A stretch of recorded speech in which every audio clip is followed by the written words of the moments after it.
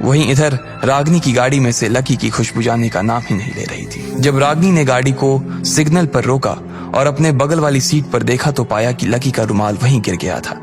ये वही रुमाल था जिससे उसने रागनी की शर्ट पर लगा खून साफ किया था। ओहो, सर तो इसे यहीं भूल गए। अब रागनी ने सोचा कि वो अभी हॉस्पिटल से ज्यादा दूर नहीं आई थी, इसलिए उसे फिर से गाड़ी घुमाकर लकी को ये रुमाल देने के लिए जाना चाहिए था। उधर जब अमित ने देखा कि लकी के माथे से पसीना गिरने को था तो वो समझ गया कि लकी घबरा गया था और उसके पास इन लोगों को देने के लिए कोई जवाब नहीं था। इससे पहले कि वो आगे कुछ कह पाता, अमित बीच में ही कूदा और बोला, अरे देखो, लकी तो अपना असली हीरो है। भाई को पता है कि सब लोगों को भूख लगी होगी। सब लोग इधर सुबह से कोयल का ध्यान रखने में लगे हुए होंगे, इसलिए वो ना सिर्फ कोयल के लिए बल्कि हम सब के लिए खाना पैक करवा के लाया है। क्या बात है मेरी जान जियो। अरे पर जब तुम इस डब्बे को लेकर अंदर आ रहे थे तो तुम्हें किसी ने देखा तो नहीं ना? अब किसी ने देखा हो या ना देखा हो, मुझे इससे क्या, लकी ने अपने आप से कहा। अरे चलो कोई बात नहीं, पर ये लाया क्या है पहले वो तो देख लो, दिशा ने कहा और उसके डब्बे को खोलने के लिए लकी की दिशा में आगे बढ़ने लगी। इससे पहले कि वो डब्बा खोलती उसके पीछे से और एक दोस्त की आवाज आई और उसने कहा, अरे क्या खोल कर देख रही हो? वैसे भी ये कौन सा पनीर कोरमा लेकर आया होगा? तुम तो सब जानते ही हो कि इसका स्टेटस क्या है। ऐसे में इससे किसी भी तरह की उम्मीद रखने का कोई फायदा नहीं है। अरे ये वही लड़का है क्या जो पहले एक ढाबा पर डिलीवरी का काम करता था? मैं जब भी उस होटल से कुछ ऑर्डर करता था ना तो शायद यही आदमी देने के लिए आता था। उस ढाबे पर ज्यादातर फ्राइड राइस या नूडल्स ही बनते थे, तो ये वहां से वही लाया होगा, एक लड़के ने और कहा। अब यहाँ कोयल को अच्छे खाने की जरूरत है और ये उसके लिए सड़क की किसी दुकान से घटिया से फ्राइड राइस लेकर आया है, एक लड़के ने कहा। लकी को समझ नहीं आ रहा था कि वो इन लोगों की बात का क्या जवाब दे। उसका मन तो यही कर रहा था कि वो जो खाना अपने साथ लेकर चल रहा था वो दिल्ली के सबसे बड़े होटल से लेकर आया था और वो भी खास उसके लिए बनवाया गया था, लेकिन वो इन सब लोगों के सामने खुद को साबित नहीं करना चाहता था।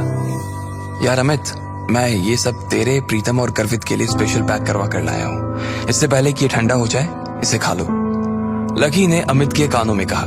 अमित ने जैसे ही उसकी आंखों में देखा उसके दिल में लकी के लिए प्यार उमड़ आया। अमित ने अपना हाथ आगे बढ़ाया और लकी से वो खाने का प्लेट ले लिया। जैसे ही कोयल ने उसे ये करते हुए देखा तो वो वहीं से चिल्लाते हुए बोली, अरे मत खाओ प्लीज अमित, पता है ना इसमें क्या होगा, मत खाओ। जब कोयल के ये शब्द सबके सामने अमित के कानों में पड़े तो अमित भी थोड़ा सा परेशान हो गया। फिर उसने डब्बा फर्श पर रखा और वो खाने के लिए बैठने ही वाला था कि इतने में दरवाजा खुलने की आवाज आई। उधर अस्पताल के कमरे का दरवाजा खुल रहा था और इधर रागनी का सिग्नल भी खुल गया था। वो बस लकी के रुमाल को अपने हाथों में दबाए मुस्कुरा रही थी, लेकिन जब उसने उस रुमाल को अपने हाथ में लिया तो उसकी खुशबू की वजह से उसका मन ही नहीं किया कि वो उस रुमाल को अपने हाथ से छोड़े। जब रागनी की गाड़ी सिग्नल तक पहुंच चुकी थी और वो हॉस्पिटल के लिए यू टर्न लेने ही वाली थी कि तभी ठीक उसने रुमाल को अपनी ब्लेजर की जेब में डाला और यू टर्न लेने के बजाय गाड़ी को सीधा आगे बढ़ा दिया। जब देना ही है तो आराम से धोकर ही दे दूंगी, वैसे भी इतना बड़ा आदमी एक रुमाल के लिए थोड़ी परेशान होगा, रागनी ने अपने आप से कहा और मुस्कुराने लगी। इधर जब हॉस्पिटल में कोयल के कमरे का दरवाजा खुला तो लकी ने देखा कि सामने प्रशांत खड़ा था। कोयल, आई एम सो सॉरी, गलती मेरी थी। अब तुम कैसा महसूस कर रही हो? तुम्हें चोट ज्यादा तो नहीं लगी? प्रशांत ने पूछा। उसके हाथ पर भी एक दो बैंडेज लगी हुई थी।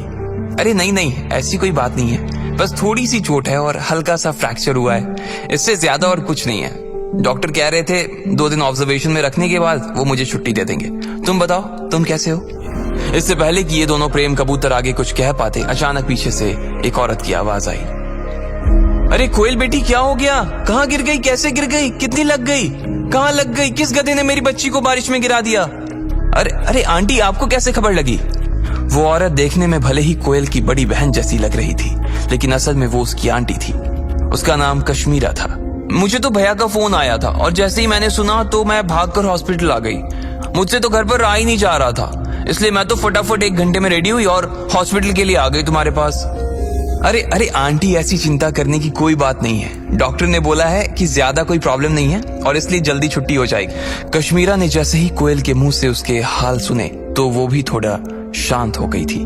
फिर उसकी नजर प्रशांत के ऊपर गई।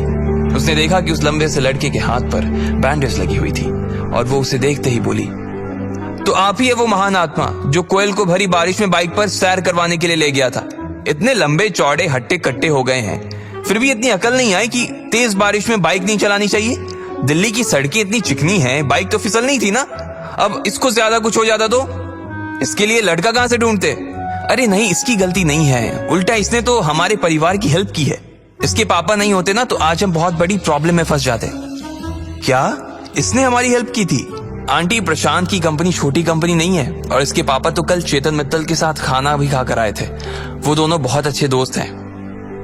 पागल लड़की, चीजें जितनी आसान दिखती है ना उतनी होती नहीं। तुझे पता है हुई चेतन मित्तल खाना खिलाने से मान जाने वालों में से नहीं है वो। अच्छा, तो आपको ऐसा लग रहा है कि मेरे पापा ने कोयल की हेल्प नहीं की? नहीं नहीं, ऐसा नहीं है, बल्कि मैं श्योर हूं कि तुम्हारे पापा ने इस मैटर में हमारी कोई मदद नहीं की होगी। कश्मीरा ने कहा, ठीक है, मैं अभी पापा को फोन करता हूं। इतना कहते ही प्रशांत ने अपनी जेब से फोन निकाला और अपने पिता का नंबर डायल किया।